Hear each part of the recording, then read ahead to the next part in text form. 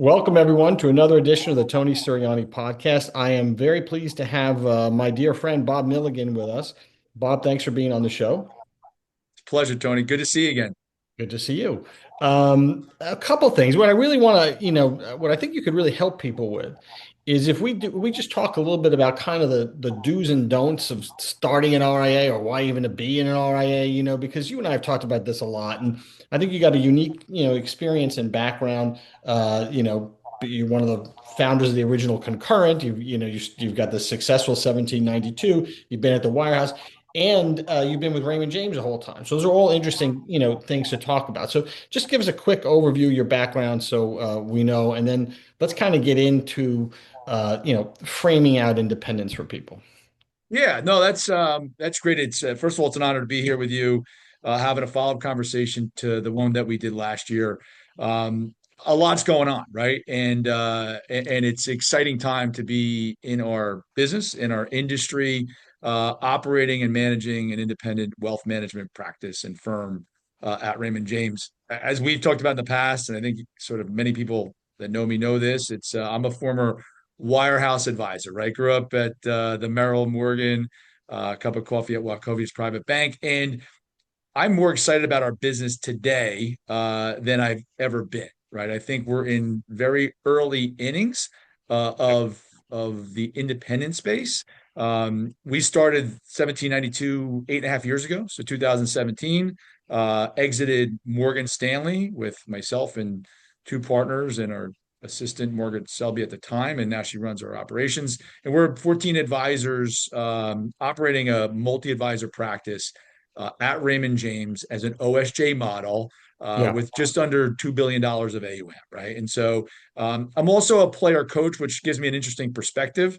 As you know, getting up every day and working with clients, generating my own revenue through my practice, and I've been able to grow that business more than double since we started 8.5 years ago when I left Morgan Stanley. At the same time, growing the top line of the firm, right? So I think about these things every day. You and I have had many, many conversations. It's nice to be doing this in a public format, but it's exciting and excited about the future.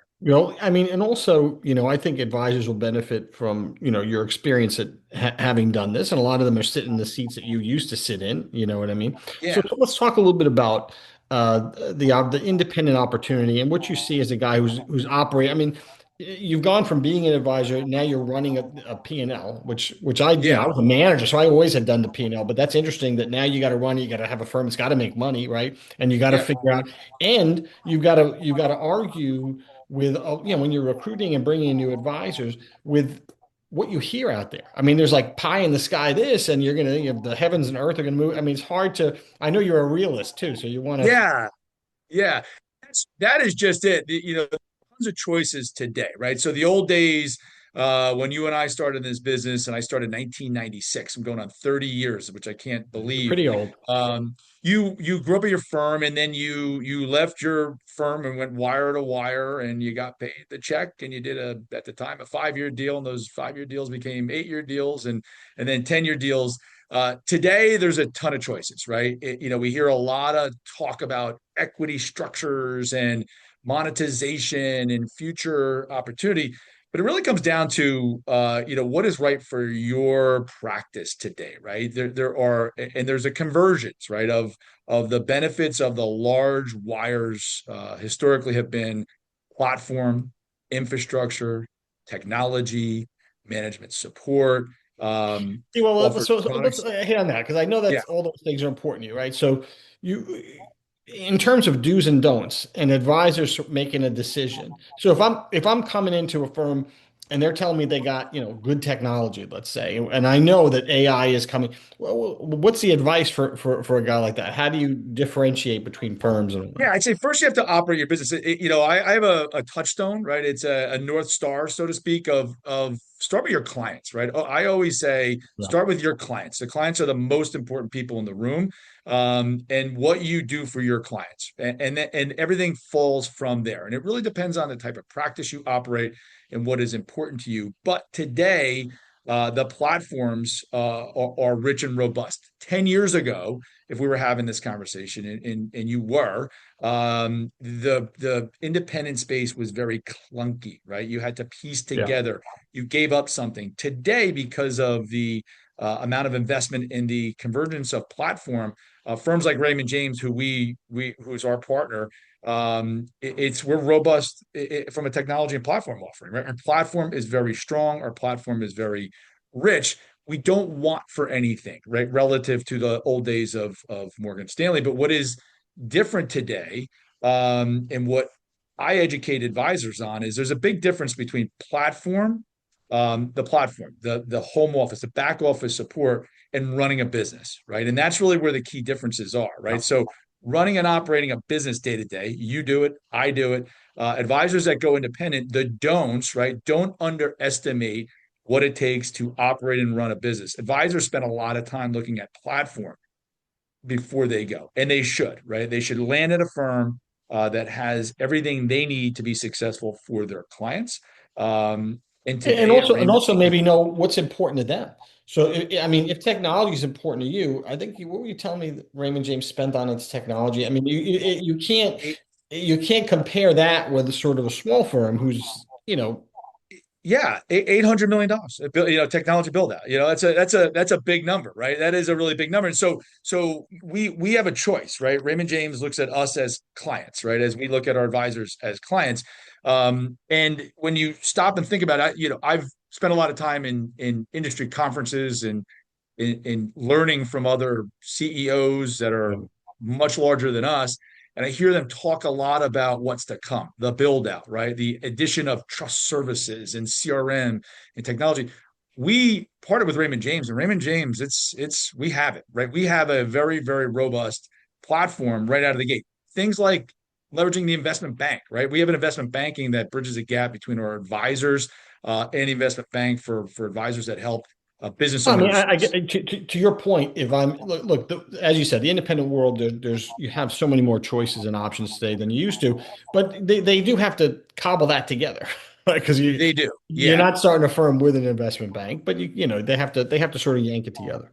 Yeah, and the you want it. The don'ts are, in my opinion, when you can go to a firm like we have, a support structure like Raymond James and some other ones that are terrific. Don't go piece it together by yourself. Now, with that said, today with technology, right, advisors have choice today, right? So while for us, Raymond James, with the integrated platform, all the resources support for our advisors, the way we deal with clients, it's the right fit. But today, depending on what you do and what you want to do, technology, AI, technology is making it a lot easier for platforms to operate and do well, no matter what your affiliation decision is. Well, there's the other thing to address is operational risk, right? I mean, because you're Yeah. talking about people who didn't come from background where this is what they did every day, and you've been doing this now for 100 years now. How long have you guys been doing it? 17 years.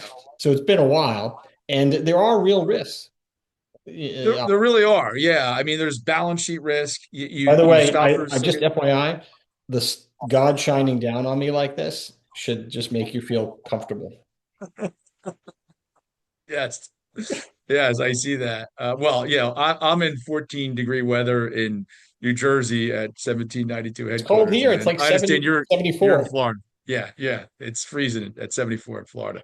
So the what were we talking about? We were We're talking talking about about operational risk. operational risk. Yeah. So listen, running a business, as we said, is very different than platform, and oftentimes, when an advisor is thinking about going independent, right? Well, there are wonderful benefits. There's freedom, flexibility, better economics in our space, the ownership, right? When you go W-2 and you go wire to wire, or the W-2 channel, when Raymond James has it at Raymond James, you're really not an owner. We grew up in this business, being told to act like owners and operators, but the reality is we're not, right? We are not, until you're actually running a business. And you stop and think about the risks to your clients, the client experience. Yeah. Stop and think about what we do every day, and that is having deep relationships with our clients, providing great advice and guidance.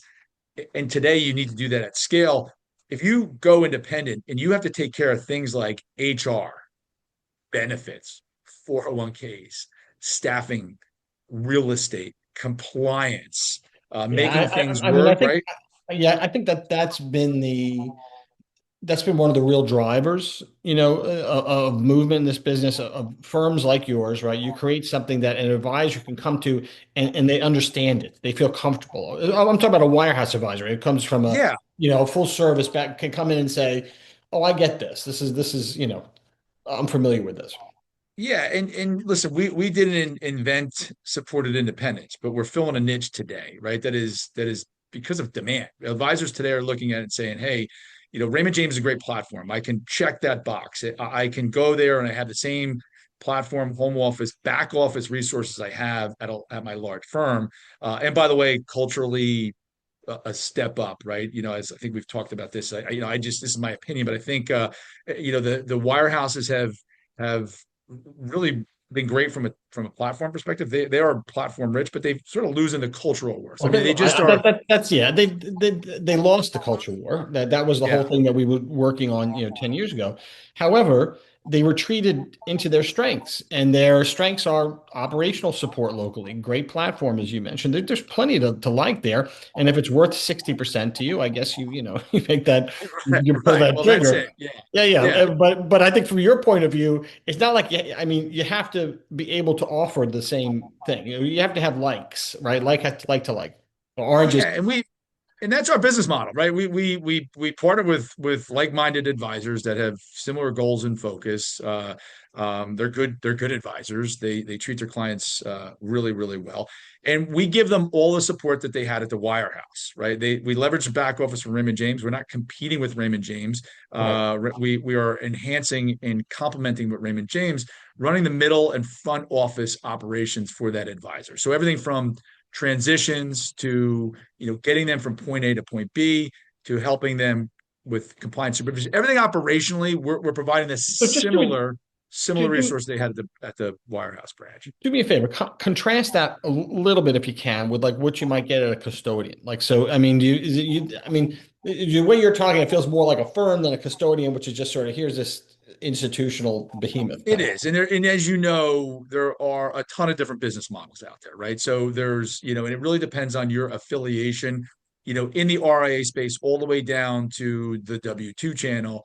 It really depends on not only the firm that you're affiliating with, but if you're going pure RIA to set up your own business, the custodian is just that, right? They are providing the pipes and the back office custody of assets, and there are services there. But today, you still have to piece together things like tech stack, performance reporting, your CRMs, piecing it together, and then there are continuums, right? You have full independent RIA all the way to firms that are out there providing back office infrastructure support in that RIA platform, but you start to add on economics, right? And there's then ownership structure, right? So it's about control, it's about economics, about compensation and ownership, right? Those are the things that advisors should be thinking about. And there are a lot of different ways to get there.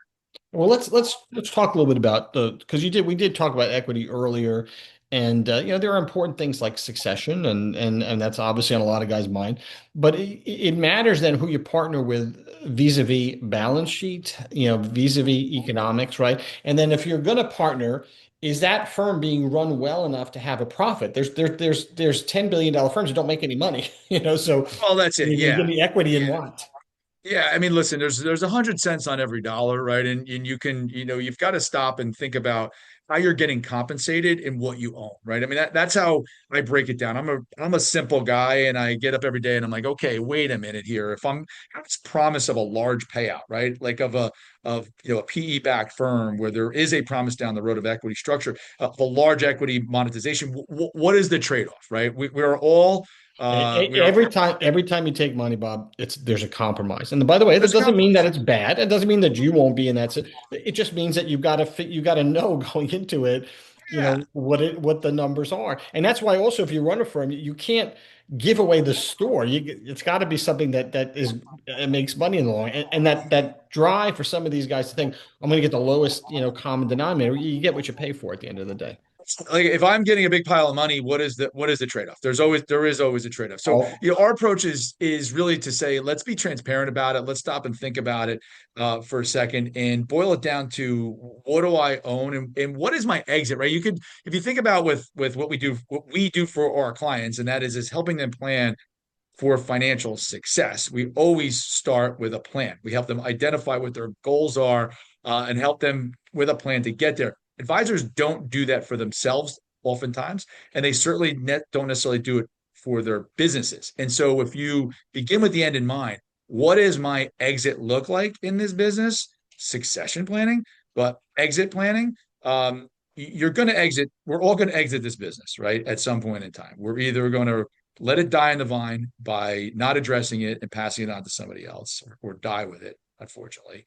We're going to retire out and pass it on to somebody else, or we're going to sell it, right? And you've got to stop and say, okay, what does my valuation today look like? So if I'm going to go wire to wire and take a check, right, what I've done is I've capitalized my profitability and sold it at a multiple of what my revenue is today. If I right. go independent, right, I take control over my P&L and my balance sheet, and more importantly, I've got control over my margins. I have a valuation on that business that's worth X, and down the road, how am I going to exit it, and what is the implications to the clients going to be? And the Well, answer is not always the highest valuation, right? It's not always the highest. right. And most of the time, when you stop and think about it, and I talk to advisors about this every day, as you do, you ask them what is important. It's about what is important is to get compensated well for their life's work, but most importantly, ensuring that their clients are well taken care of, right? And those things don't always People, yeah, match. yeah, people don't understand that with advisors, that's the most important thing. I mean, they really do want their clients, taken care of, and I mean that's the legacy part of this life's work. It's not, it's what's going to happen to the people. Look, when you go to the grocery store and you see somebody and they're happy to see you, and they know, and they, oh, this is my advisor, right? I mean, that's a big Yeah, deal. I mean, you're famous, not as famous as me, but you're famous in that's your own right. little world. Yeah.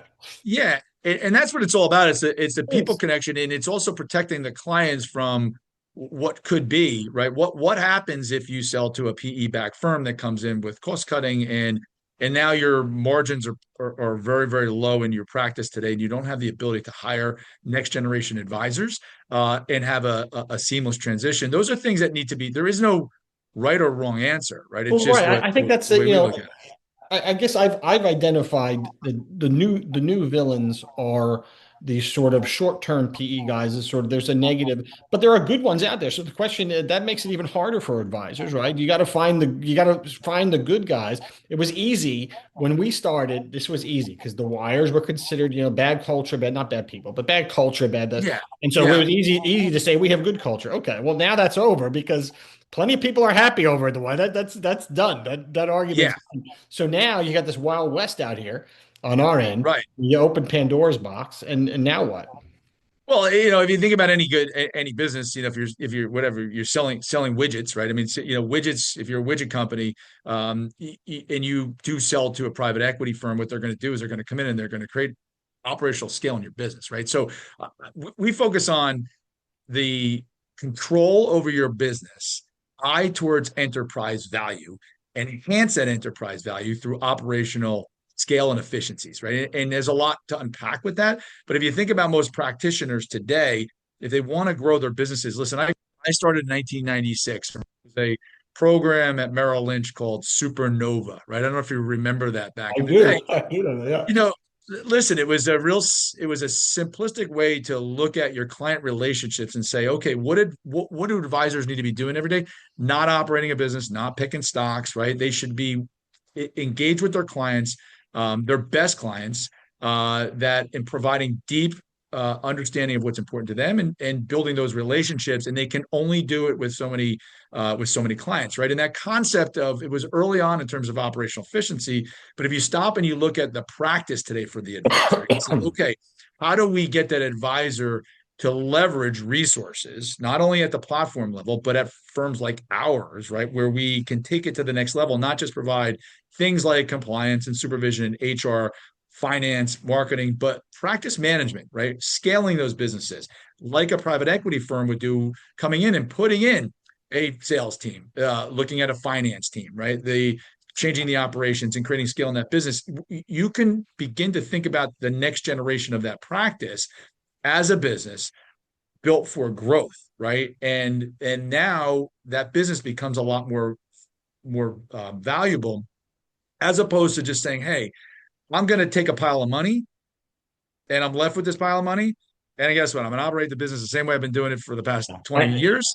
And I'm not growing, right? And I'm not doing anything with that capital, right? So taking money today, it should be about either putting it in your pocket to monetize your life's work, or taking that capital and yeah. reinvesting it back into the business to go to where you need to go to with that practice. I even look at it more macro, and if I'm a CEO of a firm like yours or whatever, you need to the minority interest deals, these deals, they all work, okay. They work really well if you grow your business.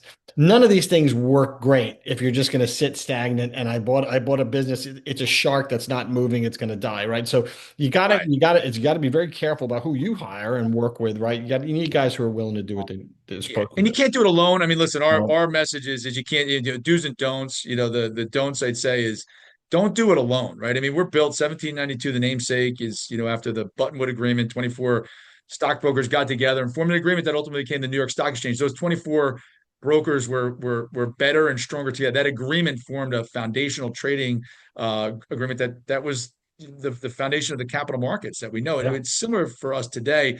Don't do it alone, right? You've got a lot of the business has gotten complicated. There's a lot of moving parts today, and we are helping our advisors not go have all the support, the control over being autonomous, having the freedom to do it their way, but they shouldn't be doing it alone. Great. Hey, we're going to end on that. That's a high note. Thanks, Bob, for being here. We appreciate it, and we'll talk again. It's my pleasure. Take care. All right. See you soon.